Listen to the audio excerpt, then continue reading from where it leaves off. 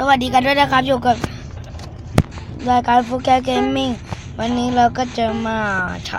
ดูมอดอันนี้กันนะครับนี่มันเสกของได้แล้วมันอันนี้คือแบบมีชีวิตไม่มีชีวิตอันนี้นะครับอันนี้คือบินอันนี้คือเนเธอร์ที่เราจะอยู่อันนี้คือบินและทะลุกำแพงได้อันนี้คืออะไรไม่รู้อันนี้คือเวลานะครับอันเนี้ยอันนี้คือพวกยานี่ซึ่งแรงมากนะครับแล้วนี่ก็คือมอนนะครับมอนเนี่ยแบบเนี้ย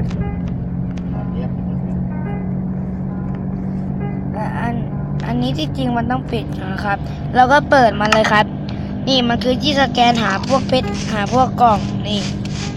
จะเห็นว่ามันมีกล่องอันนี้ทองก็ทองอารามเนี่ยนะครับของที่มีค่านี่มันจะส่องมาเลย